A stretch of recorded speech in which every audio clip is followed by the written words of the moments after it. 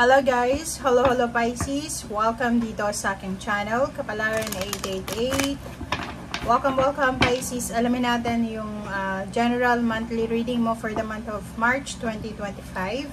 Happy birthday doon sa mga Pisces na magba-birthday ngayong March.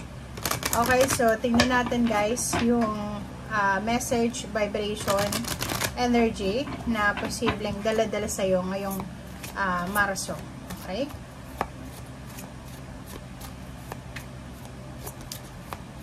Okay, Pisces. Ano ba ang message para sa'yo? First card natin is Coral's Wisdom. Okay?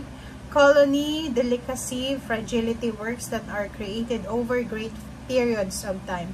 So, dito sinasabi ng Baraha Pisces na ngayong March, posibleng marami kang kailangan na bigyan ng focus. Okay? Kung halimbawa for the past few months, hindi ka masyadong nakafocus sa trabaho mo, sa pamilya, sa ginagawa, or kung may business ka, dito kailangan mong mag-focus. Especially sa pamilya. Parang may sinasabi dito na kailangan mong bigyan ng 101% focus ang iyong pamilya.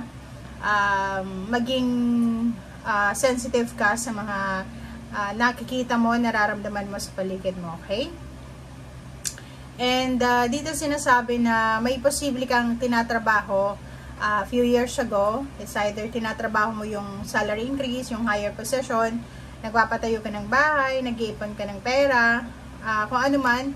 It's number 4, 3 plus 1 is 4 is stability and balance. So sinasabi sa'yo dito na magkakaroon ka ng mga bagong ideas, bagong emotion, bagong mindset para sa stability ng iyong buhay. So, yun. Okay. Tingnan natin dito sa second deck mo. Para to sa lahat ng Pisces, guys.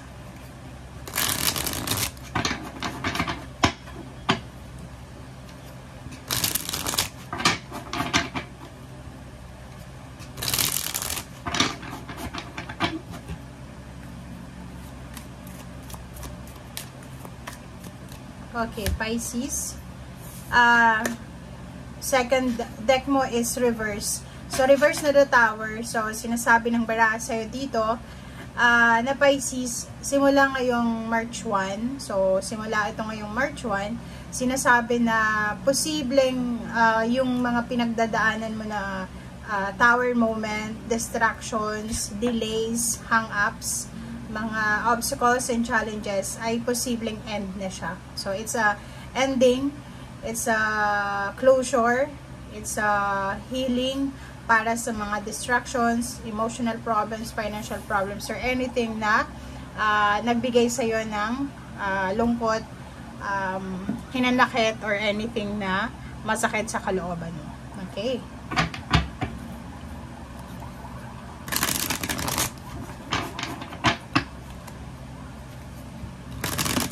Okay, Pisces.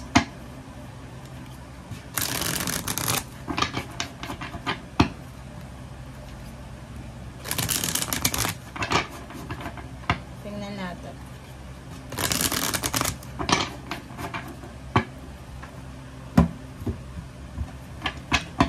Okay. First card mo is the Moon. It's your energy.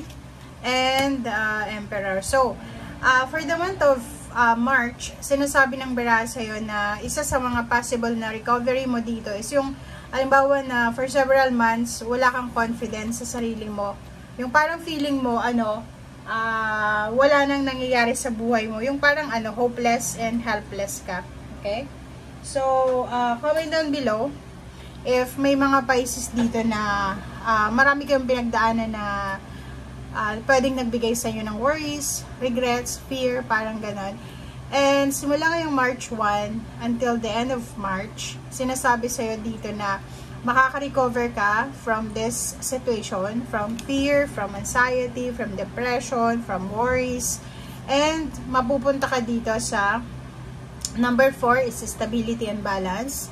Nakikita ko na you will be super strong this March. So, nakikita natin yung recovery. It's either emotional recovery, financial recovery, physical health recovery, mga relationship recovery, tangible, material things, kung may nawala sa'yo, pwedeng may ibabalik sa'yo yung pera, nanloko sa'yo, pwedeng ibalik din sa'yo yung pera. Okay? Okay, next card is Zero the Fool.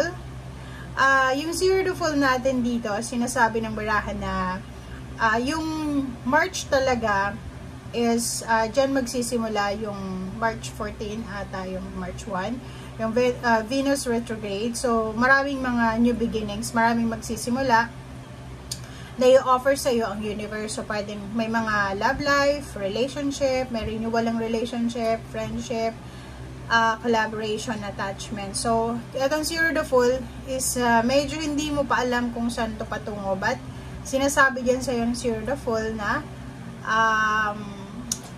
kung ano man ito na iti-take mo ng risk this March, posibleng magdadala yan sa iyo ng stability and balance and then harmony. Okay? Seven of Wands, nako. Seven of Wands, nakikita ko sure dito na posible lang hindi naman lahat makaka-resonate dito, Pisces. Alam, Seven of Wands na to, it's either naghihintay ka, pwedeng mahinihintay yung pamilya mo, it's either good news, it's either ano ba yan na kailangan mong ipaglaban, it's either justice, pwedeng sumisigaw ka ng hustisya kung ikaw ay niloko, na-scam ka or anything. So nakikita ko sure dito na may pinaglalaban ka or may sisimulan kang ipaglaban sa buwan ng Marso. So pwedeng ito ay tungkol sa mabatas or sa anything na dehado ka. So nakikita ko sure dito na wag kang matakot. Okay? Sinasabi dyan sa'yo, Pisces, na wag kang matakot sa kung anumang pinaglalaban mo ngayong Marso. Okay? Hangman, sinasabi ng Barasa dito na siguro yung iba na Pisces na maraming nangyari sa inyo, may involved na emotional, physical, mental, psychological, financial, na mga panluloko, or pwedeng scamming, or anything na hindi maganda. Kung sa pagkakaalam mo, hindi mo kayang lumaban, or parang feeling mo magsasayang ka lang ng oras, ng energy, ng money, much better na ihang mo na, and pray, invoke angels, archangels, guides, mag-pray ka sa Panginoon na sana bahala na, lift everything sa Panginoon, siya na yung bahala na lumaban para sa'yo. Okay? So sa ilalim mo is Queen of Pentacles, Nine of Pentacles, King of Swords, and the Strength, and Seven of Pentacles. So, 77. So, kung makikita mo dito, Pisces, sinasabi ng Barasa sa'yo na sa buwan ng Marso, wala kang masyadong puproblemahin sa usaping pera. Kasi unang-una, isa sa mga wini-wish mo, financial wish, or isa sa mga pinagpipray mo, pinapangarap mo sa usaping pera, ay posibleng makuha mo talaga. Yung iba din sa inyo may Queen of Pentacles, sinasabi na walang masyadong issue, walang masyadong negative issues, walang masyadong dapat na ipag-alala sa pera kasi lahat ng kailangan mo ay mapoprovide this month. And siguro may mga konting kailangan pero hindi talaga yung sobra-sobra tulad ng nakaraang taon. So pwede last year or last few months ago masyadong said na said yung financial mo, but now nakikita ko na moving forward ka na. Okay? And kung naghihintay ka ng pera, sinasabi ng Barasa dito, if you're waiting for payments, payouts, bonuses, parang loan or anything, sinasabi sa'yo dito na posibleng dumating siya sa linggong ito. But if hindi pa siya dumating or hindi pa dumating ngayong buwan na to, sinasabi ng Barasa sa'yo na maghintay pa rin tayo. Matuto tayo maghintay. Focus lang tayo sa kung ano yung dapat nating magagawa, okay? As much as possible then, kontrolin mo yung emotion mo. Okay? Control your emotion in terms of money. Kasi pag masyado tayong emotional, tapos ma-involve na pera, pwede kang ma-stress, masira yung diskarte mo.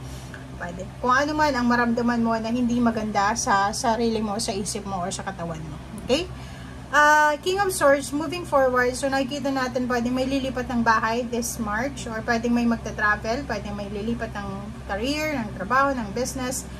May movement dito, may kikilos diba? Yung parang sinasabi dyan sa'yo na kahit hindi ka man lumipat ng bahay, talagang may gagawin ka. Like, siguro ililipat mo yung mga appliances mo kung saan saang lugar, parang ganun. So, maglilinis ka, magka-clutter ka, declutter, and pwedeng ililipat mo yung mga posisyon ng mga kagamitan mo sa bahay. Okay?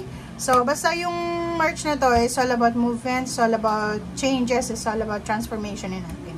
Okay? Thank you guys. Bye!